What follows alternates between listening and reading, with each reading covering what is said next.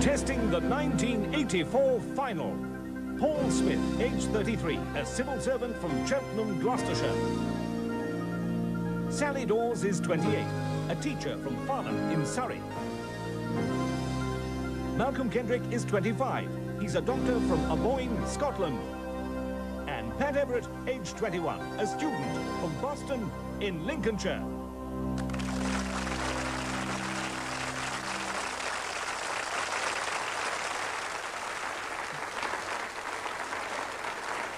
In just 30 minutes, this unique trophy, specially created and cast in bronze, will be in the hands of the United Kingdom Superperson 1984.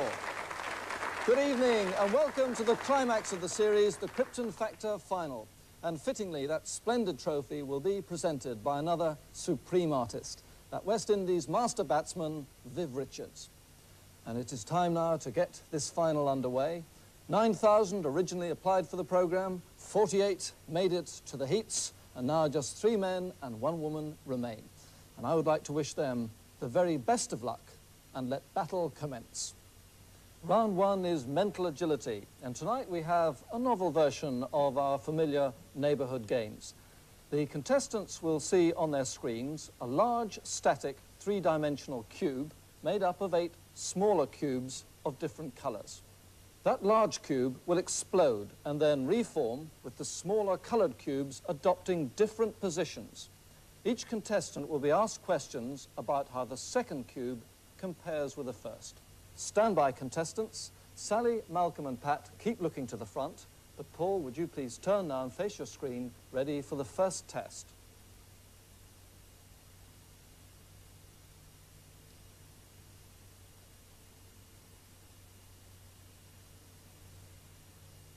Which cube is where the green one was?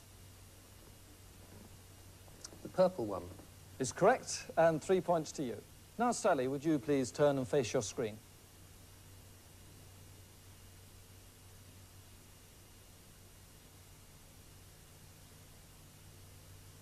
Which cube is where the blue one was? The green one. Correct, and 3 points to you as well. Well done. Now, Malcolm, would you turn to your screen, please?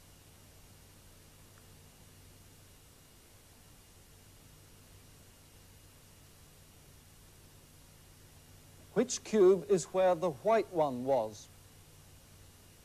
The brown one. Correct, and 3 points to you as well. Pat, turn to your screen, please.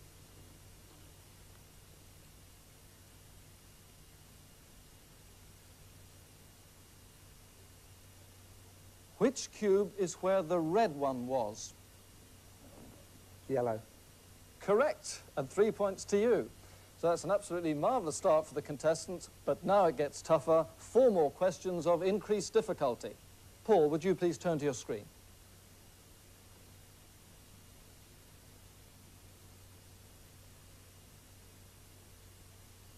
Which cube is behind where the red one was?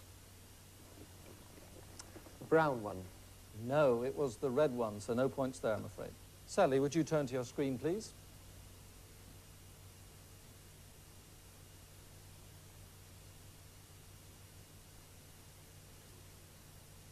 Which cube is above where the orange one was? The white one? No, it was the yellow one, so no points there. Malcolm, turn to the screen, please.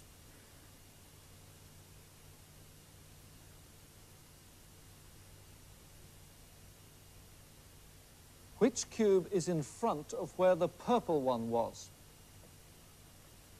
The red one. No, the white one, so no points there. Pat, turn to your screen, please.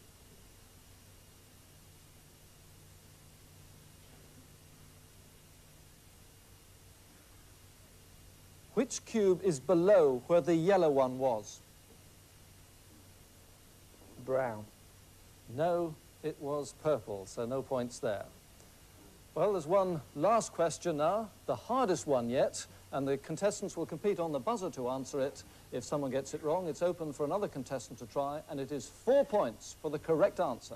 Right, contestants, would you all please turn to your screens?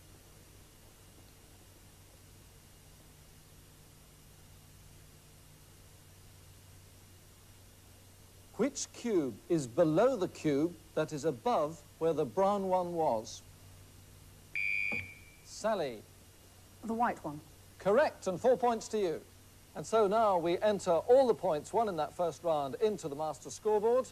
And with just one round gone, we have a clear leader with a Krypton factor of 7. The drama teacher from Farnham in Surrey, Sally Dawes.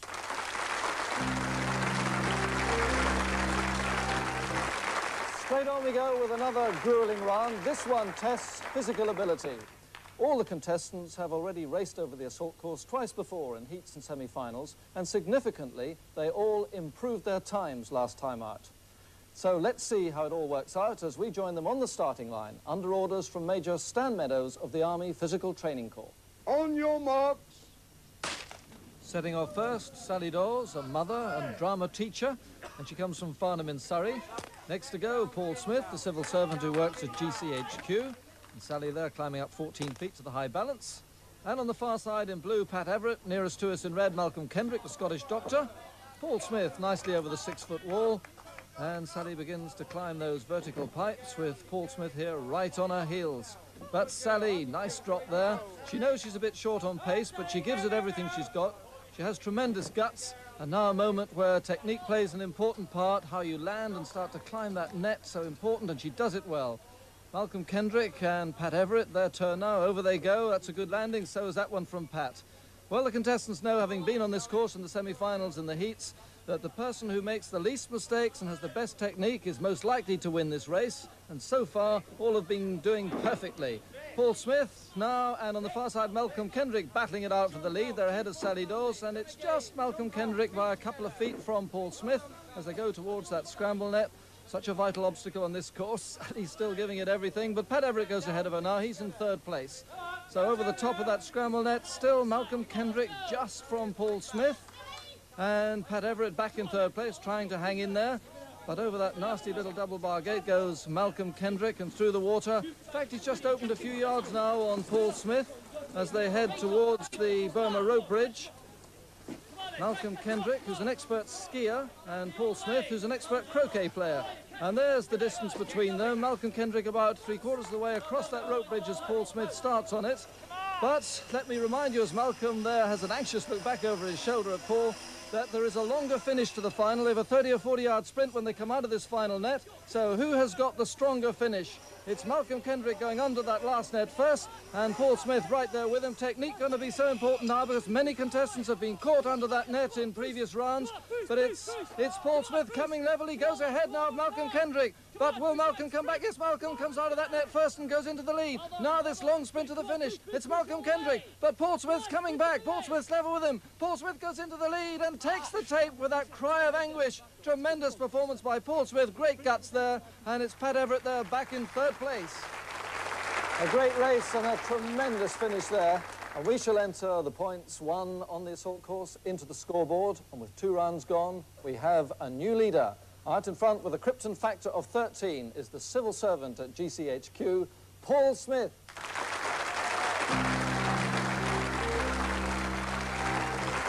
And all very tight indeed, as the final should be, and we now reach the round that quite literally makes the contestants think on their feet. It's round 3, the problem-solving intelligence test. And with that, contestants, can I ask you to step down behind your benches, please, and I'll explain what you have to do. On those benches are 11 multi-faced 3-dimensional blocks, or to be precise, polyhedra. Your task is to assemble them in such a way that the completed 3-dimensional solid has only 4 faces, or to be technical again, forms a tetrahedron. Are you ready, contestants? The test starts now.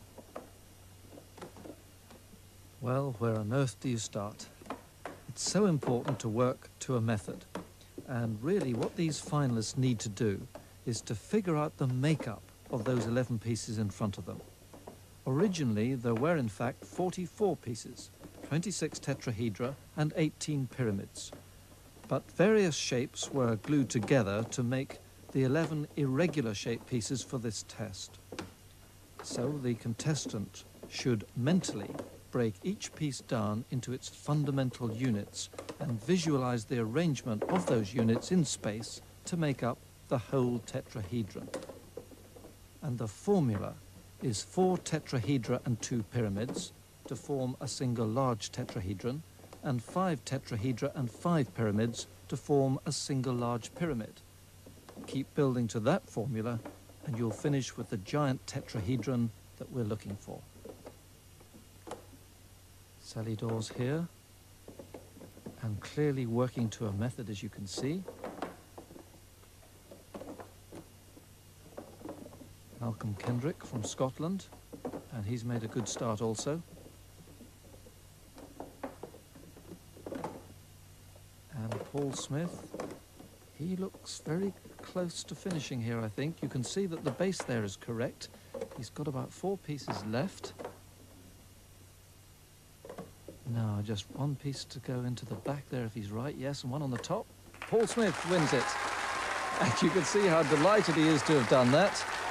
Relieved as well. An excellent performance by Paul Smith. And Malcolm here, I think, has got 2nd place. Yes, just that last one on top. And the doctor from Scotland, from the Grampian region, gets 2nd place. And Pat, well, he's a bit at sea there. He hasn't really hit on the formula. But Sally, just about there, I think. 2 pieces. That one on top, and she makes it. Yes, from Farnham, Sally Dawes is 3rd. Some excellent performances there, but the contestant who solved the riddle of the pyramids first was Paul Smith, and he gets the full 10 points. In 2nd place was Dr. Malcolm Kendrick from Scotland, 6 points to him. 3rd was Sally Dawes from Surrey, 4 points. And 4th, Lincolnshire's Pat Everett, who gets 2 points. We shall now enter all those points into the scoreboard to see how that alters the overall situation. And in fact, he has increased his lead slightly with a Krypton factor now of 23. The man from Cheltenham, Paul Smith.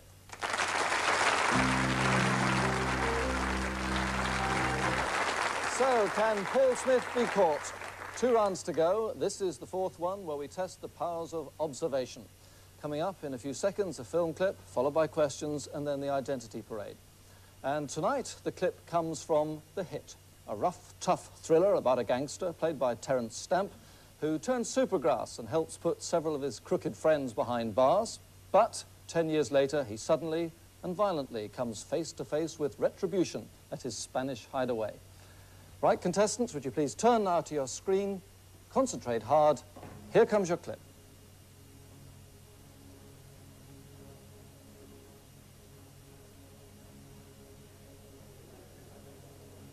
Last trip, 77A, Eaton Grove, South Norwood.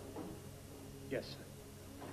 And would it be true to say, Mr. Parker, that for a good many years now you have made your living solely as a hardened professional criminal? Yes, sir. I regret to say. Afternoon of the 23rd of September, 1971, Barclays Bank branch in Beavers Road, East Dulwich. You participated in that raid, Mr. Parker? Yes, sir. And who were your confederates on that occasion? Hopwood, Reardon, Fellows, Mr. Corrigan. Who did what? What?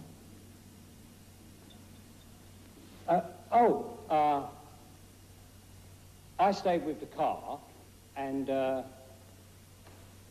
Lenny, Jimmy, and Jeff went in the bank. And Corrigan? He got the money. All of it?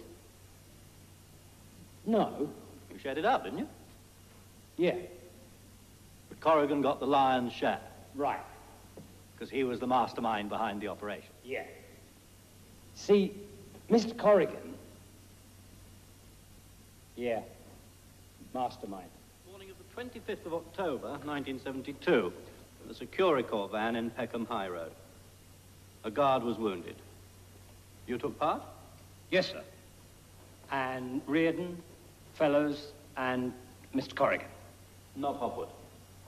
No, sir. I think Lenny had flu that day. Or cold feet.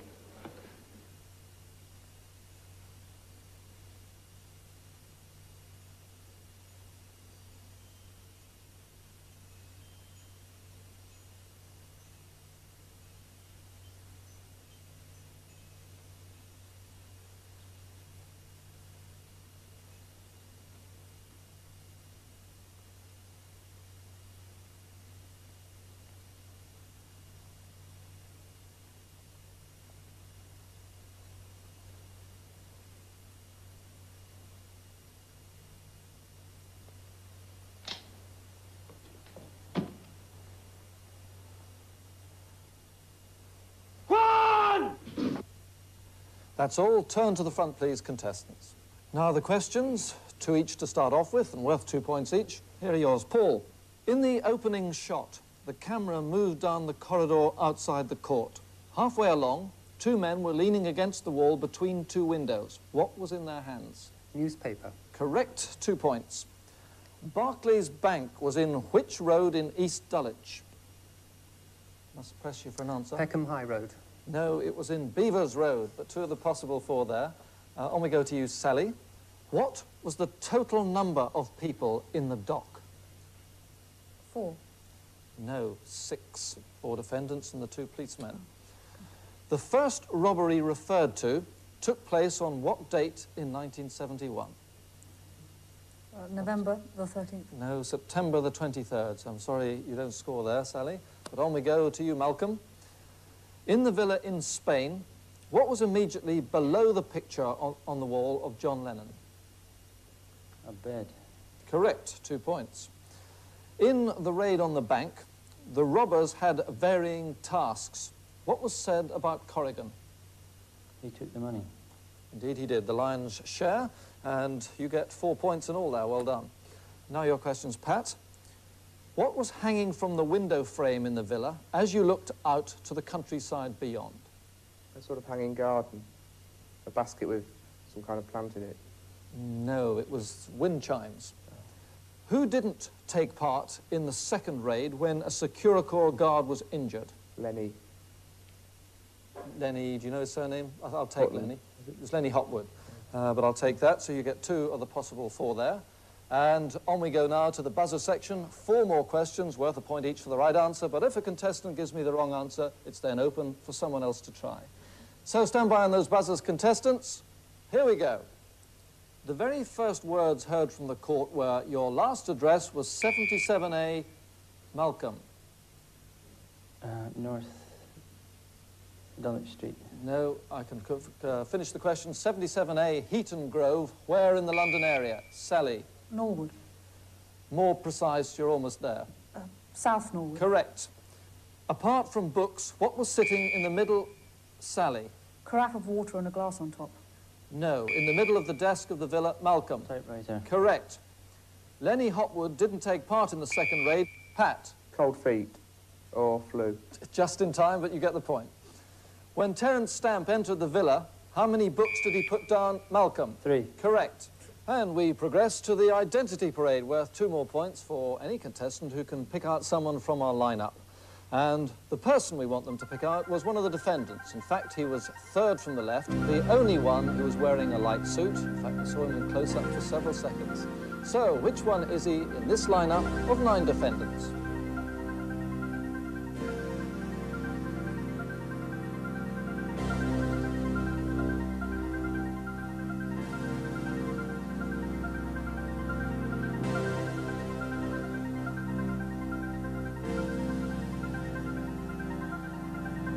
Right, contestants, will you make your selections, please, now?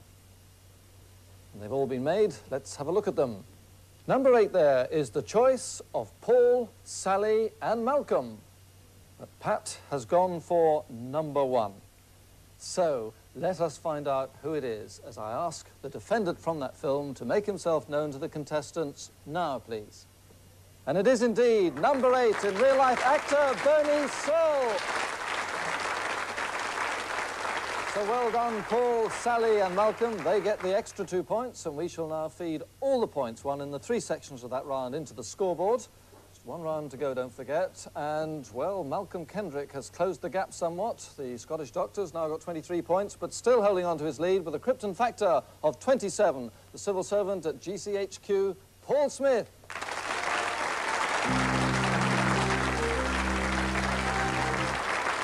It's going to be a fascinating 5th and final round, general knowledge. At the end of it all, we shall know who will become the 1984 United Kingdom superperson. The round, as always, is in 2 parts. We're going to start with the individual sets of 3 questions, worth 2 points each. And here comes your set, Paul. With which country do you associate the Frelimo guerrilla movement? Angola. No, Mozambique. In Greek legend, nectar was the drink of the gods. What was the food of the gods called? Manna. No, ambrosia. Which English-born historical novelist wrote a series of books about Greece, including The King Must Die and The Mask of Apollo? Mary Renault. Correct, and 2 points there. On we go now to you, Sally. With which country do you associate the Sandinista guerrillas? San Salvador. No, Nicaragua. In Greek mythology, which beautiful youth fell in love with his reflection in a pool and was turned into a flower when he died? Narcissus. Correct, 2 points. Who wrote the modern comic novels One Fat Englishman, Jake's Thing, and Lucky Jim? Can't give you much time. I know it's there somewhere, but I must take an answer now. Kingsley Amis. Right, you've got it just in time. Well done. So 4 of the possible 6 for you, Sally. And now to Malcolm. With which country do you associate the guerrilla movement called the Eritrean Liberation Front?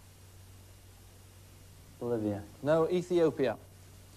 Which 9-headed monster, which Hercules fought in mythology, grew 2 new heads every time one was cut off?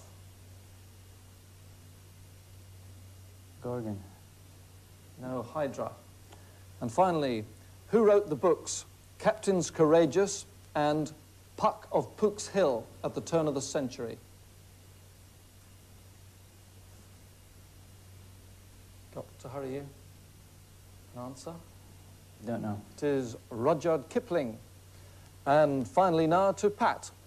With which country do you associate the UNITA guerrilla movement? El Salvador. No, Angola. What was the name of the ship commanded by Jason in his search for the Golden Fleece? The Argo. Correct, 2 points. Who wrote the modern comic novels Porterhouse Blue, Wilt, and Blot on the Landscape? Thackeray. No, Tom Sharp. So you finish on 2 points.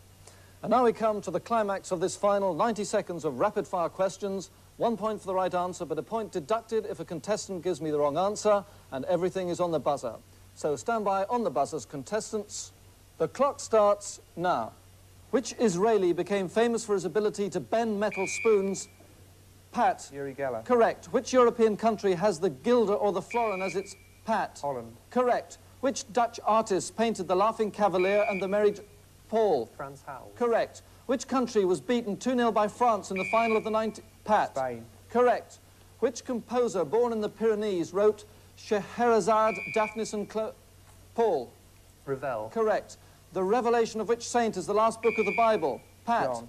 Correct. With which sport do you associate the names of John Fever and Steffi Graf? Sally. Tennis. Correct. Who wrote the novels Tender is the Night and The Great Gatsby? Paul. Scott Fitzgerald. Correct. Fitzgerald was the middle name of which American president? Pat. Kennedy. Correct. What's the only African mountain higher than Mount Kenya? Malcolm. Kilimanjaro. Correct. In which Olympic sport did Jean-Claude Killy win 3 gold? Skiing. Malcolm. Skiing. Correct. Napoleon, Snowball and Boxer are characters in which fable? Pat. Animal Farm. Correct. If someone is described as having an aquiline nose, which creature does it resemble? Sally. Fish. No, an eagle. Which actor made the successful records about Captain Beaky and Hissing Sid? Pat. Steve Michelle. Correct. In which sport was the 1983 world champion Keith Deller knocked out in the first round? Sally. Darts. Correct. In which Dickens novels do the characters of Rosa Dartle, Mr. Micawber and Betsy Trotwood appear? The answer is David Copperfield. Too late, the end of the round and the contest. And the winner tonight in the United Kingdom Superburst of 1984, Paul Smith, the civil servant from Cheltenham. A marvellous final, a great contest, and I'm sure you'll agree, a very worthy winner. He led from the second round on, and I would now like to invite him down here to receive this splendid trophy. Ladies and gentlemen, the United Kingdom Superperson of 1984, Paul Smith. Congratulations, marvellous stuff. Very well done, very well done. And now it is my very great pleasure to invite here to make the presentation the greatest batsman in the world today, and many would say the greatest batsman ever, Viv Richards. Welcome, Viv. Thank you very much. Thank you. I know you've been sitting there watching the programme. I wonder what you made of it all, and in particular this man's performance. Well, I was pretty impressed, you know, watching it from the top, and most certainly I'd like to be in his place, you know, receiving this trophy, but well done anyway. Is there any part of the programme you would very much like to have done, I wonder? Well, I think the assault part, you know, it looks pretty rough, and most certainly I'll probably have to go into training in order to do those sort of things anyway. There's always an invitation there if you want to run it. Can I now ask you to make the presentation to Paul? Well done, Paul. Thank you very much. Congratulations. That winds up the 1984 series. Thank you for watching. We shall be back with you for a couple of special programmes around Christmas time. But now, can I leave it all by just congratulating one last time the 1984 United Kingdom superperson from Cheltenham, Paul Smith.